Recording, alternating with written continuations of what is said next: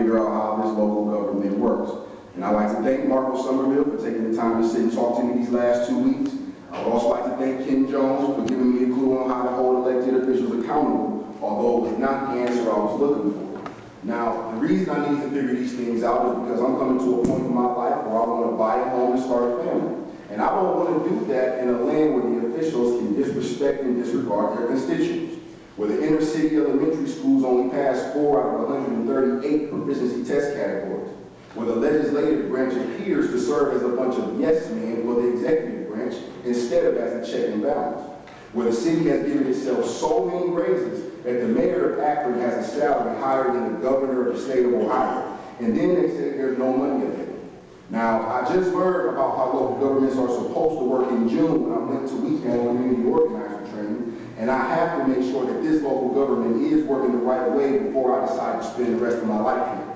So when I came back from training and went to my first block watch meeting and saw how the councilman treated the people, telling them that basically no matter what they said or did, he's not going to help them, I realized that something wasn't right. So I came down to the next council meeting to see what else is going on, and I saw that the council wanted 4-year terms.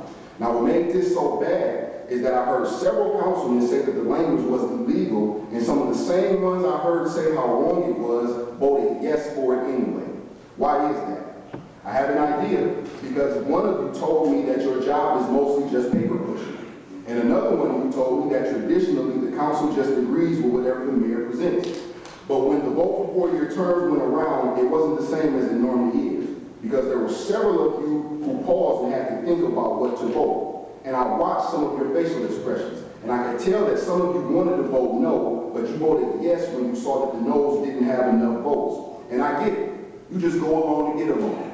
But what kind of leadership is that? And in the few times I've been down here, I've seen Mr. Kilby stand up and say certain things were not right, and he voted against them, while the majority of you just rubber stamped the ordinance. So Mr. Clerk, I would like to see the voting record for any ordinances that were not passed by unanimous decision. And Mr. Kilby, I would like to talk to you so you can explain to me why you voted no on these ordinances and help me come up with a plan to put everyone in here in a position that makes them explain to their constituents why they are rubber stamping things that benefit themselves and not the people, or why they voted no on behalf of the people. And a prime example is these 4-year terms that are clearly political.